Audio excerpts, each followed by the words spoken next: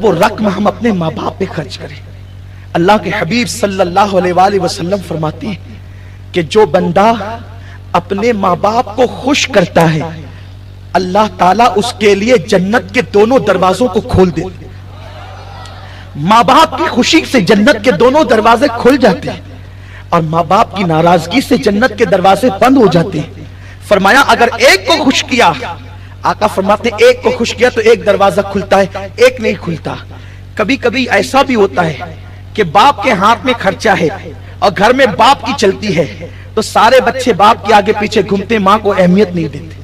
اور کہیں پر ایسا ہوتا ہے کہ ماں کی چلتی ہے تو سارے بچے ماں کو اہمیت دیتے، باپ کو کوئی نہیں پوچھتا.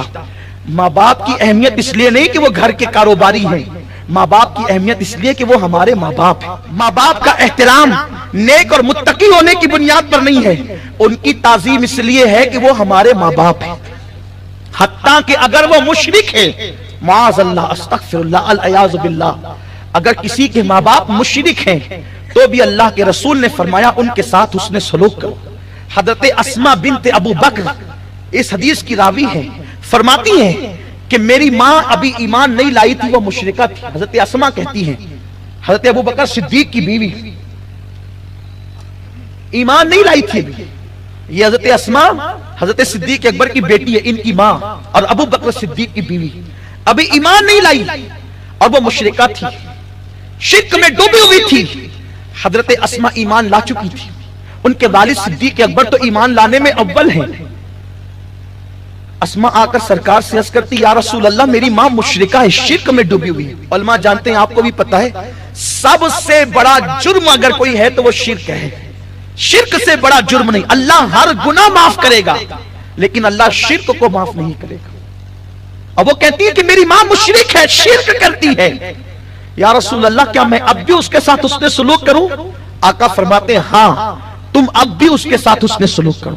اب بتاؤ، آپ داڑھی کا بہانہ لیتے ہیں، داڑھی کی اہمیت اپنی جگہ ہے. آپ نمازی بے نمازی ہونے کا بہانہ لیتے ہیں، نماز کی اہمیت اپنی جگہ ہے. لیکن ماں باپ کی عظمت اور ان کی قدر، ان کی عزت، ان کی خدمت عمل کی بنیاد پر نہیں ہے، ہمارے ماں باپ ہونے کی بنیاد پر ہے. اگر ماں کتنی بھی بد عمل ہو پھر بھی اس کے چہرے کو دیکھنے پر اللہ مقبول حج کا ثواب عطا فرمائے. یہ اور بات ہے کہ ماں کو نیک ہونا چاہیے، کیونکہ ورنہ وہ تو اسی طرح ہوا کہ جیسے دریا کے کنارے رہ کر کوئی پیاسا ہو جائے.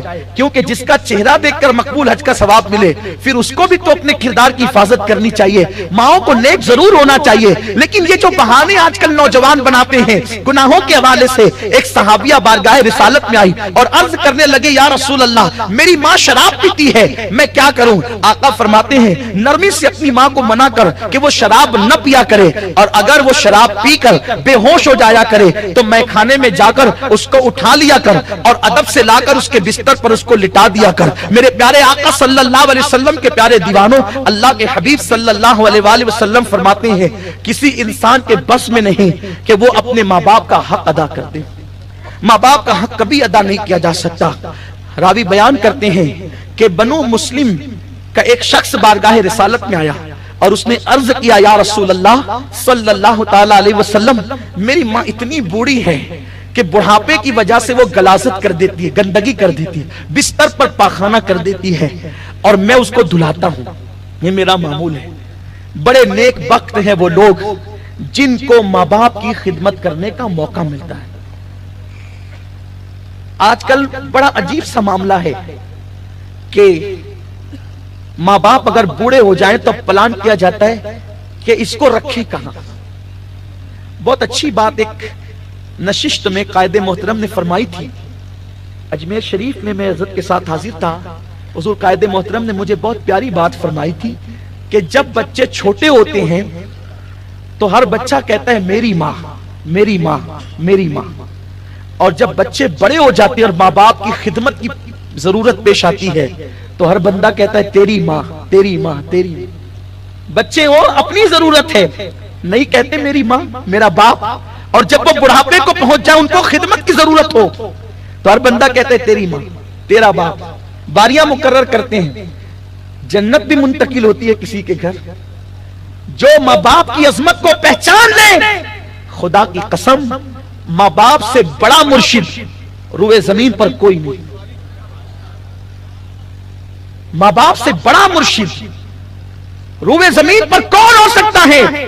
اس لیے کہ جس کی دعا سے خدا مل جائے اس کی دعا سے کیا نہیں مل سکتا. جس کی دعا سے تقدیریں بدل جائے وہ ماں ہے. اس دعا کے اندر کوئی ریاکاری نہیں, کوئی دکھاوا نہیں. ہم کہاں کہاں ڈھونڈتے پھرتے ہیں دعا کے لیے, وہ دعا کر دے, وہ دعا کر دے, وہ دعا. سب کی دعا کی اہمیت اپنی جگہ. حضور فرماتے ہیں ماں باپ کی دعا تو کبھی رد ہی نہیں ہوئی. اور جتنے بھی بڑے بڑوں کو آپ دیکھیں گے, کتنا بھی کوئی بڑا ہو, آپ اس کی زندگی پیش کیجئے, آپ کو اس کے پیچھے ماں کی دعا ضرور ملے گی. ہمارے نبی کو کسی کی دعا کی ضرورت نہیں ہے. ہمارے نبی کو کسی کی دعا کی ضرورت نہیں ہے, ان پر خدا خود درود بھیجتا ہے.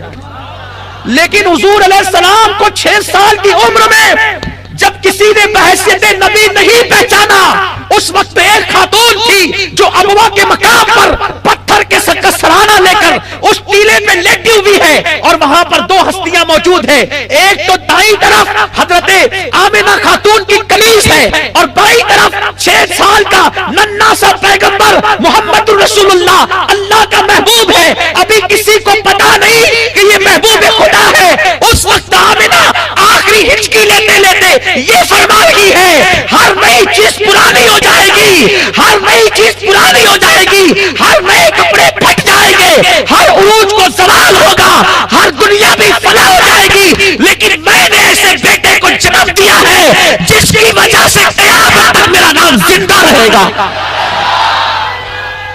حضرت آمنہ یہ دعا دیتے دیتے دنیا سے گئی.